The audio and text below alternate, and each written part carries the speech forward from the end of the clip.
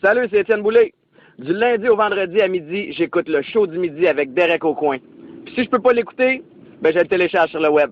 Bonne journée!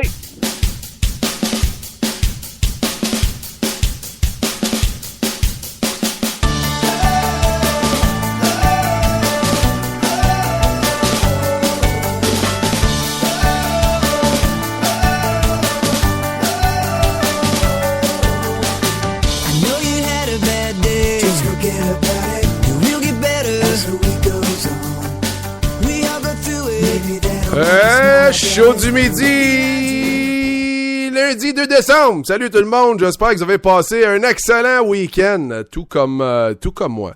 Tout comme moi, d'ailleurs, et ma femme. On a pas, puis mon petit gosse, on a passé un méchant beau week-end, nous autres. Hey, merci beaucoup d'être à l'écoute du show du midi, et peu importe où vous nous écoutez et comment vous nous écoutez sur la planète, là, je l'apprécie. Merci à vous autres. Hein? Je l'apprécie énormément. Puis merci de votre participation aussi. Vous êtes forts. Les courriels qu'on reçoit, ben continuez, j'aime ça. Info @commercial leshowdumidi.com. On aime vos commentaires, vos idées. Vous nous dites de où vous écoutez l'émission. C'est le fun. Ceux qui sont assis à leur bureau présentement, ben j'espère que vous avez passé une belle première partie de la journée et un bon début de semaine. Et on a tout un show pour vous aujourd'hui. Daniel Melançon sera avec nous un petit peu plus tard. Vous connaissez Daniel de Salut Bonjour et il anime aussi l'émission Dans le ring. Il fait une émission de golf aussi. Regarde, il fait tout, là. Il fait tout. Nous allons parler du super gala de boxe que le groupe Yvon Michel nous a présenté samedi soir au Colisée Pepsi de Québec. Et ben, c'est toujours plaisant de parler avec Daniel Melançon. Avec le beau Daniel Melançon, il est pas juste un beau bonhomme, Daniel. Il est gentil, puis il est très intelligent aussi. Donc, n'importe quand qu'on a une chance de parler de sport avec lui, je me sors toujours de ça, me sentant un petit peu moins nono. Fait que en tout cas, restez des nôtres, vous allez voir sous peu là, Daniel Melançon avec nous, toujours agréable. Fait qu'on va parler de ce qui s'est passé et ce qui se passe autour d'Adonis Stevenson. Puis tant qu'à faire, je vais lancer la question du jour parce que vous savez, dans le cas d'Adonis Stevenson, ce que j'ai remarqué, surtout dans la dernière semaine, c'est qu'il n'y a pas vraiment de zone grise dans son cas d'Adonis. Et j'utilise des couleurs, c'est pas pour parler de racisme. Parce que comme Adonis a dit, je crois, là, samedi, sous le coup de l'émotion, après son combat, il a accusé un peu les médias du Québec de racisme. Mais ma question, c'est ça. Est-ce que vous êtes heureux des succès d'Adonis Stevenson? Est-ce que vous êtes heureux de ce qu'il accomplit, surtout la dernière année, là, hein, puis champion du monde? Est-ce que vous êtes heureux des succès d'Adonis Stevenson ou est-ce que vous vouliez qu'il en mange toute une samedi pour ce qu'il a fait aux jeunes femmes? Il y a pas de zone grise là-dedans, là. Ce que je vois, moi, là, c'est qu'il y a du monde d'un bord, il y a du monde de l'autre. Puis même, ça fait plusieurs années que c'est arrivé, là. Même si son passé, tu sais, tu peux pas changer le passé, hein. Mais c'est ça. Ma question aujourd'hui, que vous pouvez répondre sur notre page Facebook, à facebook.com/le show du midi, ou via Twitter, @commercial le show du midi, ou sur le site même, www.leshowdumidi.com. Il y a une petite fenêtre là où vous pouvez chatter en direct, envoyer vos commentaires. Ça a déjà commencé à rentrer, j'ai vu ça. Et voici la question. Êtes-vous capable de célébrer les victoires d'Adonis Stevenson comme champion du monde, ou est-ce que son passé criminel violent vous empêche d'apprécier ce qu'il fait dans le ring? Puis quand je dis le passé criminel violent, c'est que, tu sais, je peux pas le décrire autrement, là. Le passé criminel d'Adonis n'était peut-être pas connu de tous, hein, tous les amateurs de sport au Québec. On ne savait pas peut-être tous les détails. Et Caroline Touzin de la presse a sorti lundi dernier un article qui était intitulé « Adonis Stevenson, la vraie histoire de Superman ». Et Et cette histoire-là, cet article-là et plusieurs autres ont fait le tour des réseaux sociaux, mais des réseaux conventionnels aussi. Ça fait le tour, là. Ça fait le tour. Il y a eu des articles du Journal de Montréal, Journal de Québec aussi. Et il y a pas grand monde qui savait nécessairement tout.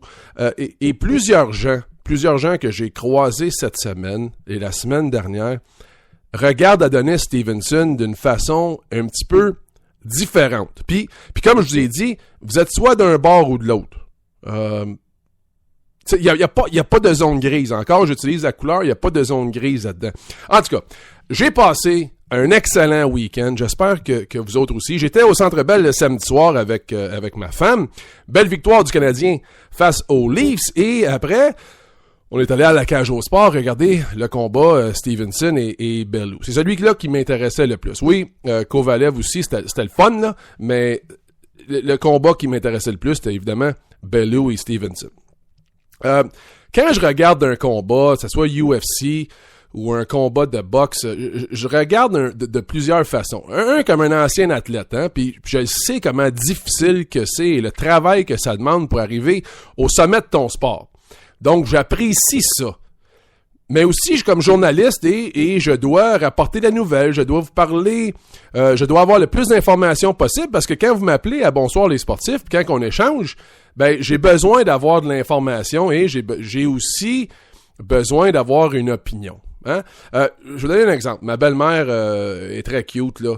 Hier, on est arrêté la visiter et on parlait de notre week-end. Puis ma femme est dans le sport aussi. Fait qu'on a deux parties dans le sport. Donc, ma belle-mère, elle, quand elle veut commencer une conversation avec nous autres, elle aime parler de sport. Et on était assis, on parlait. On a parlé qu'on s'est couché très tard, évidemment, samedi soir, à regarder la boxe. Et là, ma belle-mère a dit, Adonis, ça va bien, Adonis Stevenson, hein, je suis très heureuse pour lui. Et, ok. Bon, je trouvais ça intéressant que ma belle-mère parle de boxe, puis ma femme lui demande pourquoi t'es heureuse pour lui, puis tu sais, elle dit parce que c'est un petit gars de chez nous, c'est un Québécois, puis c'est le fun de voir un des nôtres comme champion du monde, puis c'était de la partisanerie, puis je dirais pas innocente parce que c'est pas innocente, mais c'est de la partisanerie de gens qui ne suivent pas nécessairement la boxe, mais que je trouvais que je respecte son opinion, je respecte la conversation. Mais là, ma femme, elle sort l'article de la presse de la semaine dernière et au fur et à mesure que ma belle-mère lit l'article de la presse, la vraie histoire de Superman, ben là, j'ai vu ma belle-mère passer de une petite fierté à regarde, on va passer à autre chose. Hey, les Canadiens vont bien, puis peut-être plus nécessairement du côté d'Adonis Stevenson à cause de ça. Puis c'est une scène que j'ai vue probablement une dizaine de fois cette semaine. J'ai vu des gens, puis c'est des gens qui ne suivent pas nécessairement la boxe, des amateurs de boxe, mais c'est quand même du monde qui sont intéressés à ce qui se passe autour d'eux autres dans le monde du sport. Et je les ai vus, j'utiliserai pas le mot converti, mais je les ai vus changer leur fusil d'épaule envers Adonis Stevenson. Fait que c'est du monde qui suivait ça à distance, qui savait qu'il était champion du monde, mais qui sont passés de gens pas nécessairement impliqués ou passionnés d'un bord ou l'autre à mais ça serait peut-être pas si mal que ça qu'il en mange une samedi d'abord. Parce que vous savez, Tony Bellew, dans ses propos, il avait dit qu'il était pour venger les victimes, hein, les Isabelle, les Roxane, c'est des noms fictifs, là, mais les Isabelle et les Roxane de ce monde qu'Adonis a tabassé il y a quand même plusieurs années.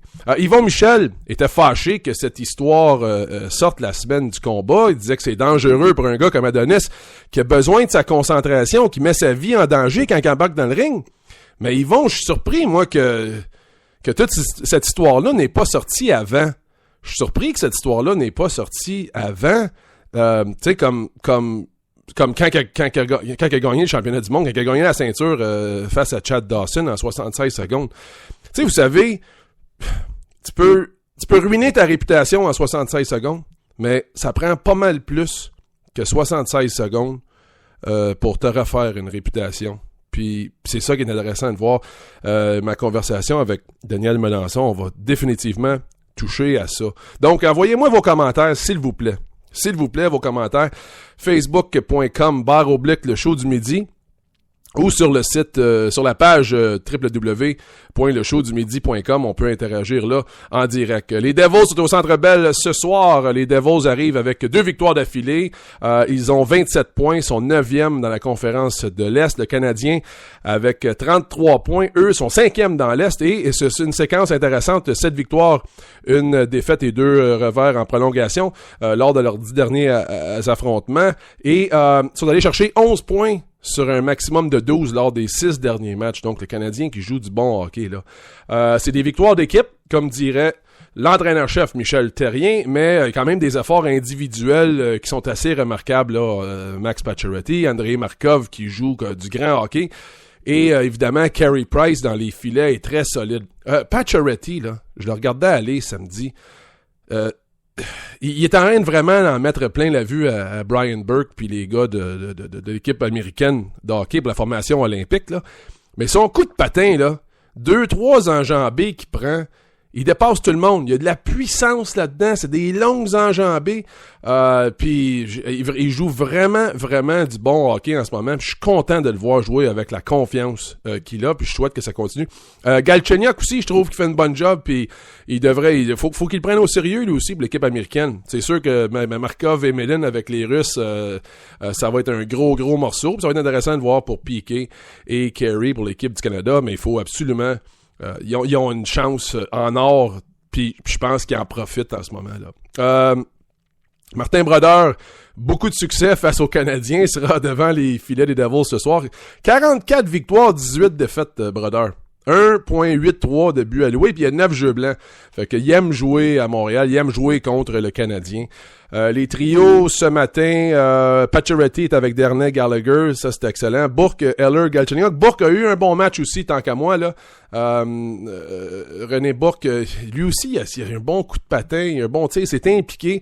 Puis tant qu'il joue comme ça, il n'y a pas grand monde qui peut critiquer René Bourque. Quand il s'implique, quand il patine, quand il tire au filet, quand il frappe, c'est un bon joueur, il est solide comme joueur.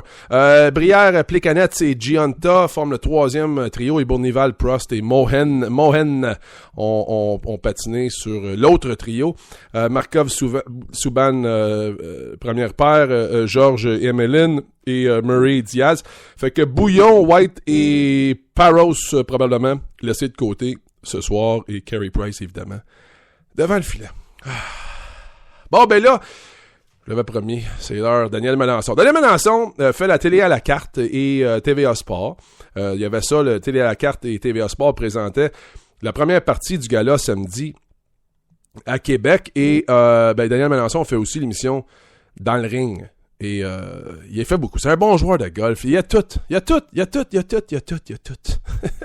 Alors, bienvenue à Daniel. Hey, Daniel, le combat Stevenson et Bellew a fait beaucoup jaser cette semaine, mais quand même, il y avait d'autres choses à la carte de boxe. C'était quand même une bonne carte de boxe que le groupe Yvon Michel nous présentait.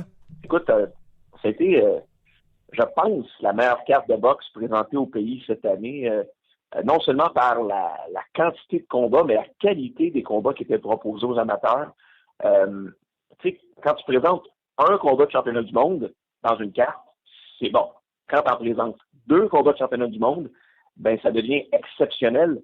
Et ce qu'il y avait de plus exceptionnel, c'est que les 2 combats de championnat du monde qui étaient proposés, ben c'était dans le but de mousser un futur affrontement entre 2 boxeurs, c'est-à-dire Sergei Kovalev qui se battait dans la première, dans le premier match-up de combat de championnat du monde, qui a battu Silak au 2e round.